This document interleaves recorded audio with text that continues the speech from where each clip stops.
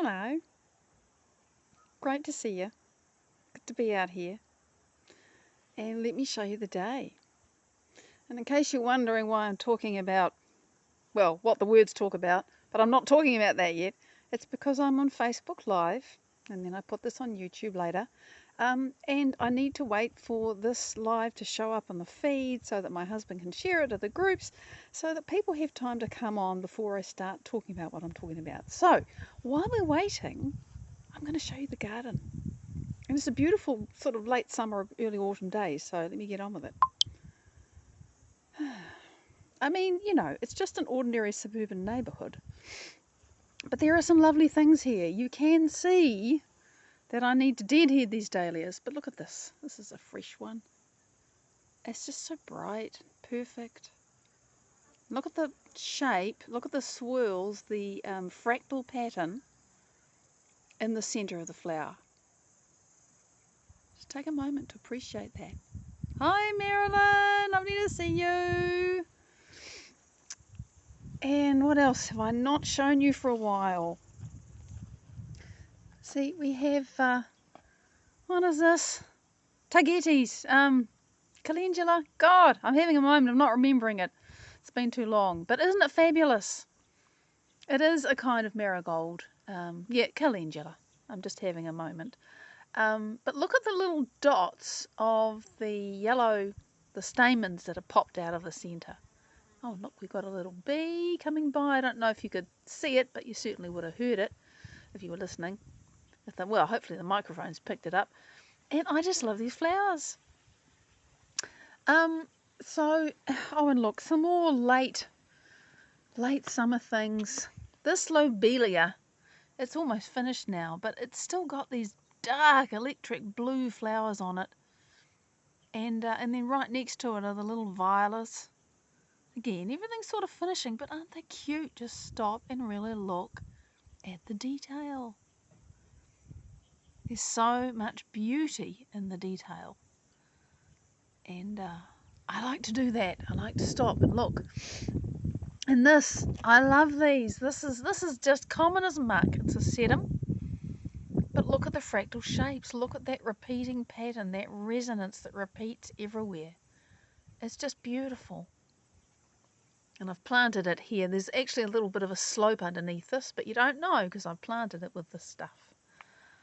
Did that when I completely reformatted this bed a little while ago. And here's something bigger for those who want bigger. Did I show you the whole thing? Yeah, I did. So this is belladonna.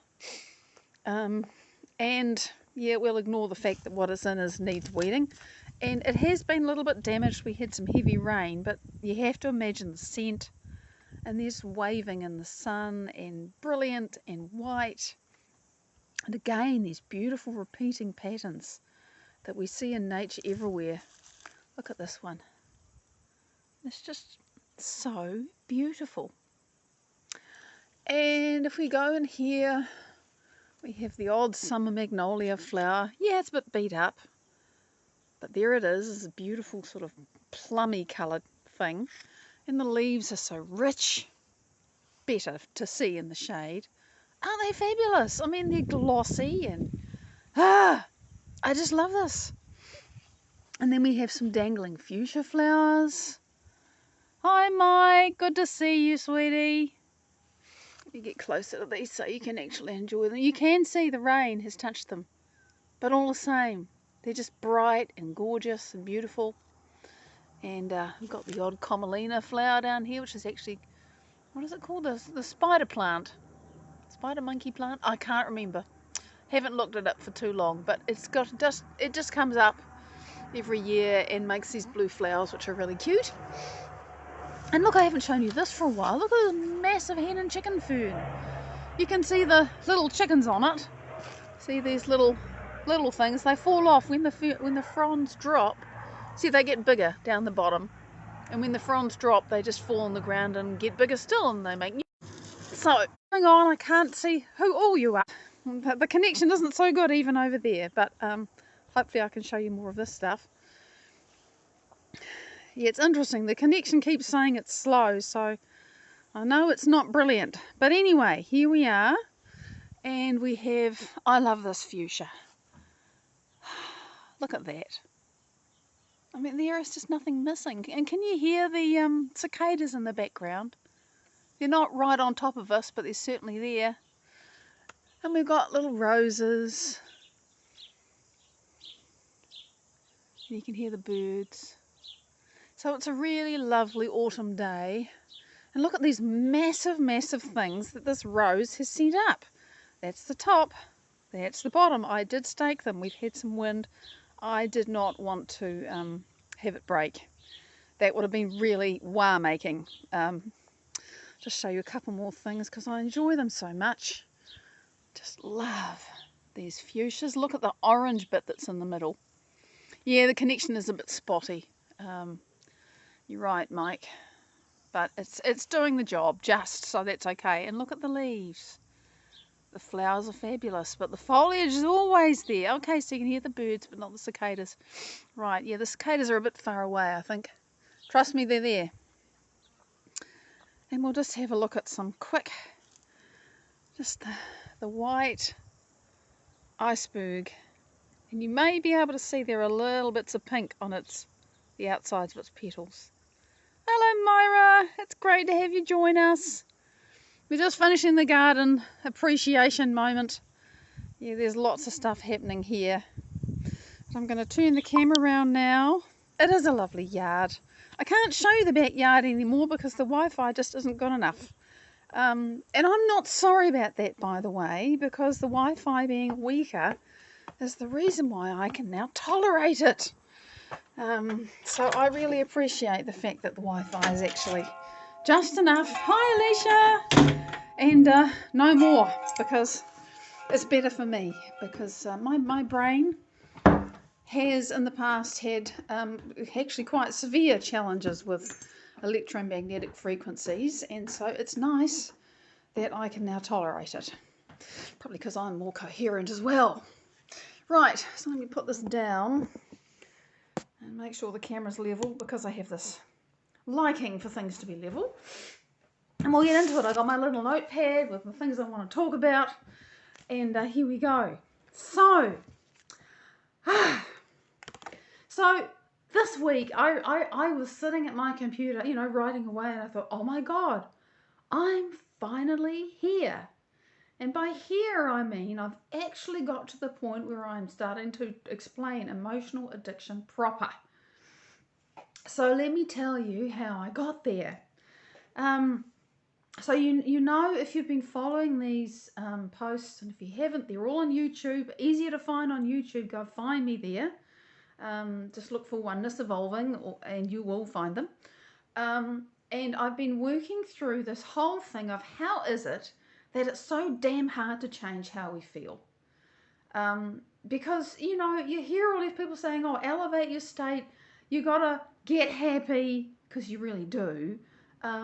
You've got to think happy thoughts and, you know, and manifest your future and all that stuff. And before I started to understand this, my only real response to that was, yeah, that sounds like a really good idea. How the hell do I do it? I feel so bad. And by the way, I didn't even know that I was thinking this. I didn't know that I was thinking, I feel bad and I don't know how to change that. I've got no idea how to change that. There was so much I didn't understand. So to get from not understanding that first of all, that it is possible to change, and second, to actually be understanding why it's so hard to change, and then third, you know, this is the next piece is, well, how do you do it? And that's going to be fun, because it's not like I've actually got this modality that I've developed, at least not yet. Apparently that's still coming. But I'm just writing about the what and the why, because the how comes out of the what and the why. And there's lots of how around, by the way. It's not like I will be creating the only how. It's just I'm creating a how that will be accessible to people that can't access a lot of the other hows that are out there. People who cannot pay even the $5 a month that it would take to support me on Patreon and to access Patreon-only posts and the special things that I do for the people that support me. They can't do that. They can't buy a book. They can't order something from Amazon or from whatever because they don't have a credit card, because they don't have a bank account, because they don't even have ID papers, because they can't afford to get those. And there are many people in the world like that. And those are the people that I'm writing this website for. But I'm also aware that the information that I'm writing is going to be relevant to many. So the how is going to come out of it, I have no idea. Well, I have some vague ideas, but really I don't know how the how's going to look. But I know that I'll find that. Right now I'm just talking about the what and the why, and the how is going to come out of that. So last week I started talking about down regulation. What's down regulation? The first little hurdle that I had to decide how I was going to jump over is the fact that down regulation is something that actually happens to genes. And I'll talk about an example in a minute. But I have very purposefully not even talked about genes in what I've written so far. I have got as far as explaining very basic functions of the cell and the fact that there is DNA in the center. There's DNA in the nucleus, and it's like a factory. It puts things out, and the cell gets messages from outside, as in the inside of your body, the bloodstream, gets messages from other places, but right now we're just talking about the fact that there are chemical messages that come from the brain, often from the brain, but not only from the brain, and they dock into these receptor sites that are on the outside of the cell. They send a message into the cell that goes to the DNA, and the DNA puts out a part. The factory makes a part. Now that part is a protein, and to get a protein you've got to have a gene that gets expressed. But I don't even want to talk about that. I don't want to go there. So I've decided I'm not even talking about genes, but I do talk about the fact that we have this factory in each of our cells. It's got energy plants that power it. They're called mitochondria. Don't want to go there either. There's all these cell structures. I'm not talking about that. But our cells, they get messages that goes into the factory in the center, and the factory has a massive library of patterns for parts. And that's our DNA. And I think there's sort of estimated, oh God, I can't remember that. It's like 40 to 80,000 proteins that it's coded for, but some scientists estimate that there are 400,000 different patterns within our DNA that can be expressed. And there's only about 23,688, I think, proteins that actually make up the body. So you're thinking, why have we got so many other ones? But it's because there's variations. And the variations is what happens if you upregulate or downregulate genes. So last week I did start talking about an example of downregulation because I wanted to make it, I wanted to make it real. So you have a situation where if the cell with its receptors, and the receptors are specific to each kind of chemical messenger. Chemical messengers are called peptides. Okay, peptide, chemical messenger. Often comes from the brain, but not only, they are also produced elsewhere in the body. But a chemical messenger, a peptide, comes to the receptor on the cell, which is like a little docking port. And it enters the docking port, and the docking port kind of wakes up, it changes shape, it pulls the peptide into the cell, and then the message goes into the DNA and the nucleus, and the DNA does its magical thing and pushes out a protein. And it does this all the time. Like, I've forgotten, I think it's hundreds of trillions of chemical reactions in our body every second that go into doing this, and everything that it takes to run our body. Yeah, it's a massive number. It's crazy. And when you calculate the numbers, and I've just looked up a few of them, it's enormous numbers of things that happen in our body from second to second. So that's what's happening in our cells all the time. And those receptors respond to peptides. And if you have receptors that are being bombarded with too many of the same sort of peptide, what's supposed to happen is the peptide comes and does its thing, the message is sent, the protein is made, and then the receptor gets to reset, it gets to clean itself up, it gets to charge its batteries, it gets to, it gets to go through the machinery and make it all tidy again before the next peptide docks in.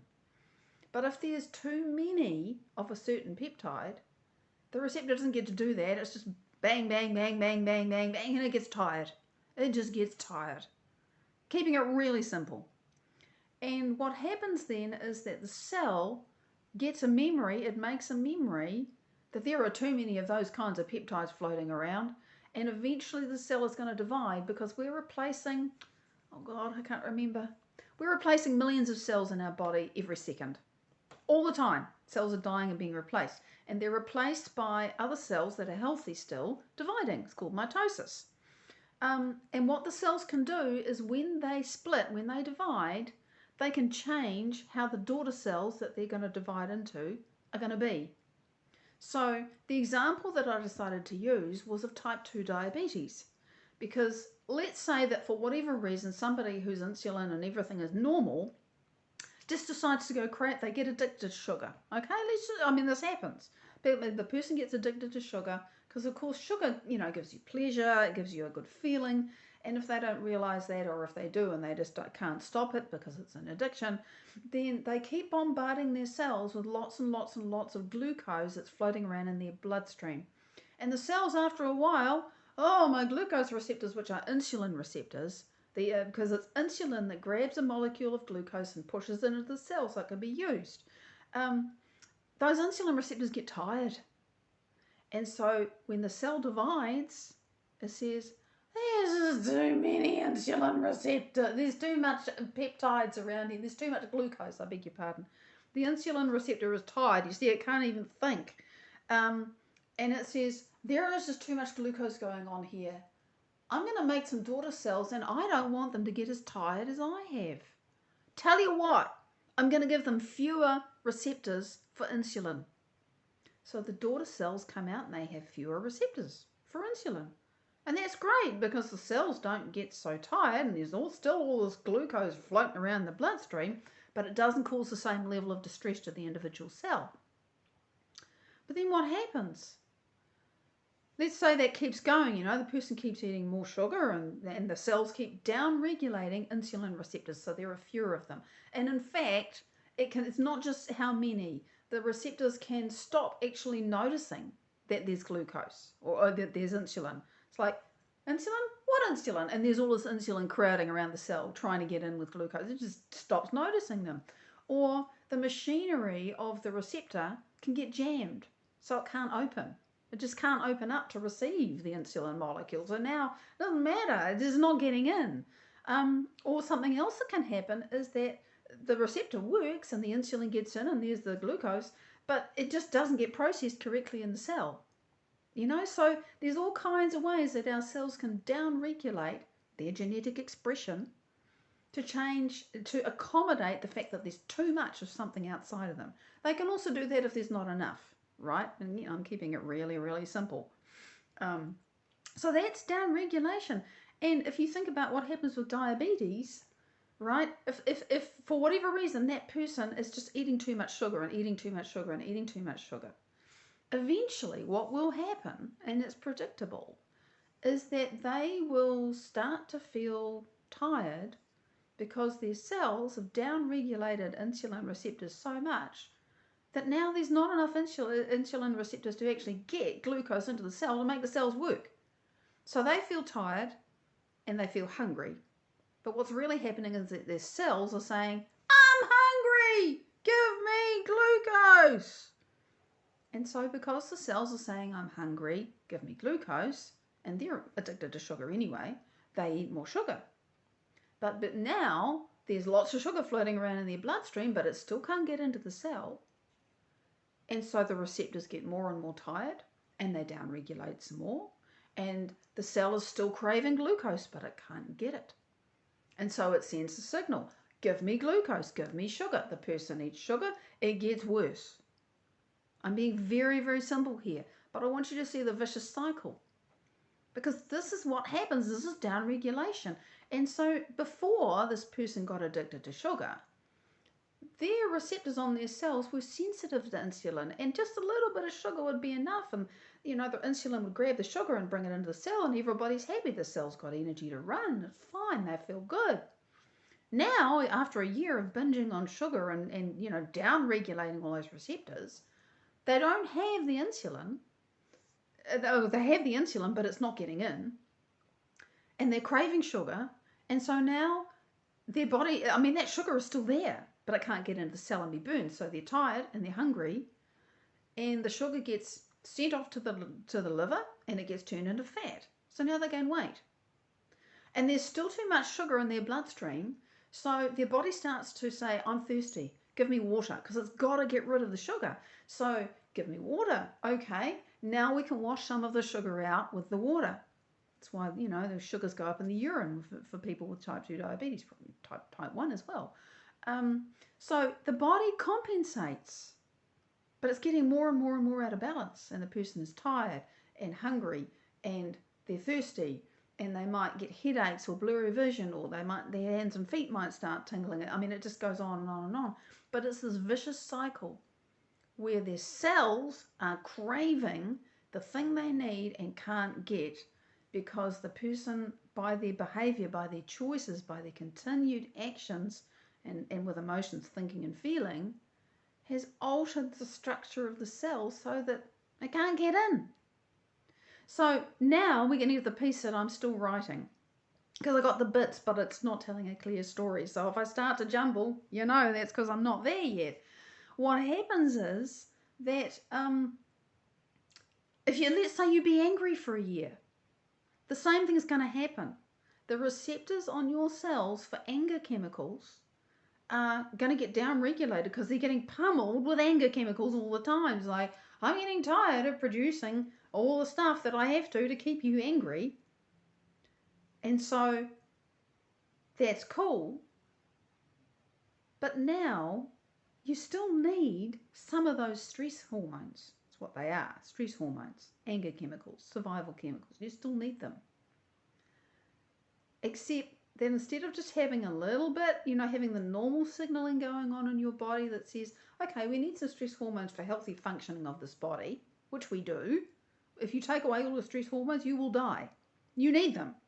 Just not heaps and heaps all the time.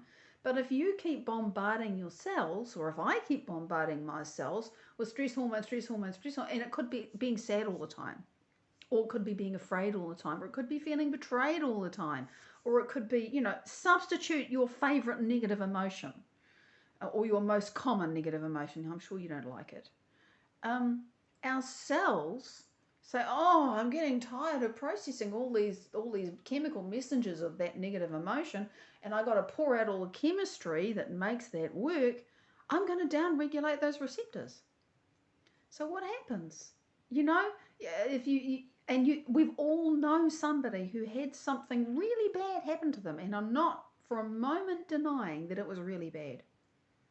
But a year later, they are still telling you the story about how that person hurt them or betrayed them, or this thing happened, and it changed their life, and it was genuinely a really challenging experience, not denying that.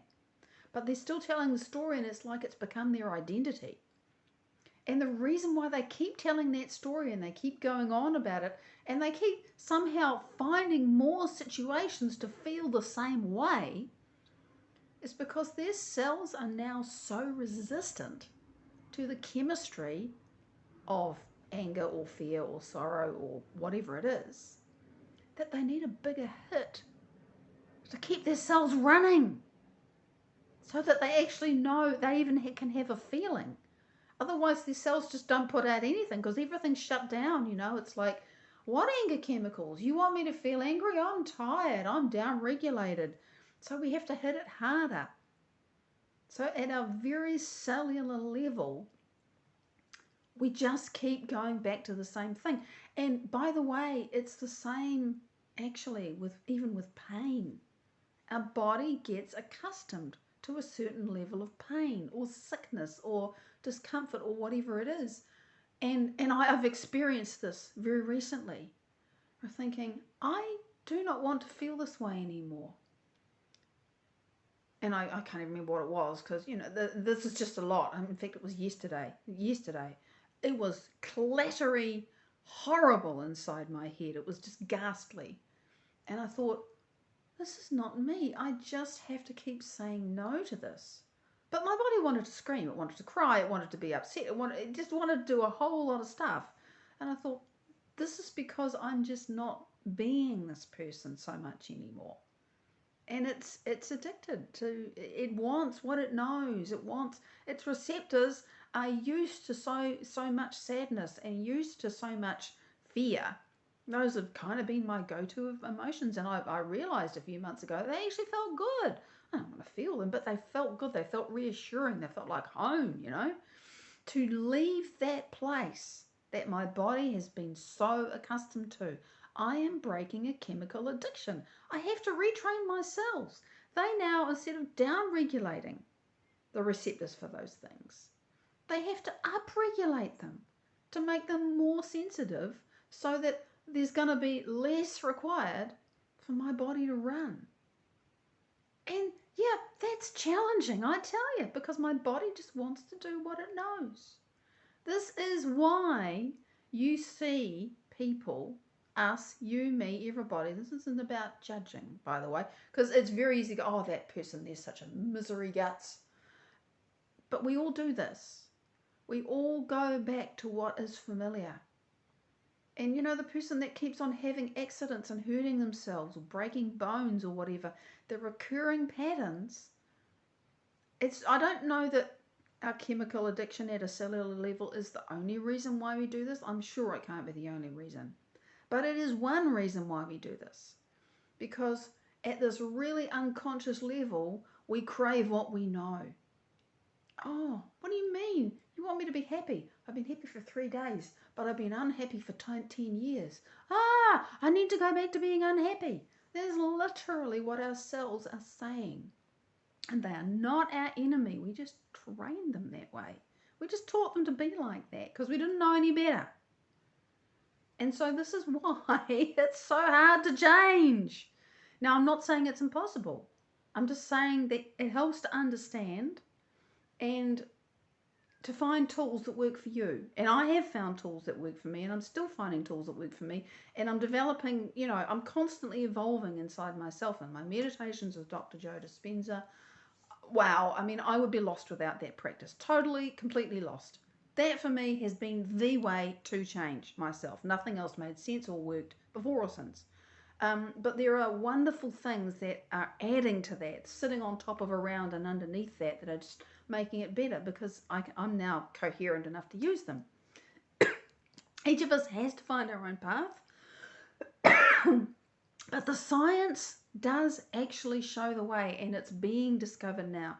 Somebody else that has just kind of exploded into my awareness, I've seen the work around for years and always gone, nah, I want to see it. Now it seems I'm ready. Is this guy Nassim Haramein. He's doing for physics what Joe Dispenza is doing for the medical paradigm. Completely changing it. So if you want to get curious, go and check out some of his recent interviews. They're amazing. And the information is just changing how I perceive myself and what I can do. And it's awesome. But it's science. It's science. It's physics. It's repeatable. It's the real thing. It's not spiritual. It's not, oh, imagine this and it'll happen. No, this is how it works. And for me, I realize that I actually need to know how it works. And until I actually have a model in my mind for how it works, I'm lost. That's just, and Joe Dispenza was the first person who gave me a model. And now Nassim Haramein is adding to that, and it's wonderful for me. So this is where I'm at. Our cells crave what they know, and so we have to go against our cravings. And if we don't realize that our cells crave our most familiar emotions, then we just keep blindly going back to that, to our limitations, to our weakness, to our sickness. Our bodies get used to being sick. Oh my God, do they get used to being sick? It's a crazy thing to think, oh my God, my cells are used to being sick. So how do I change them to being used to being well again? And that's the question, which honestly, for me, Joe Dispenza is the only person who's really answering that. But each of us, this is the challenge. This is the challenge that each of us faces. At a cellular level, our bodies know what they're familiar with, and they will always crave what they know. And yet we want to go somewhere new. So that's the challenge. And that really is why, the what, the why, and the how of emotional addiction.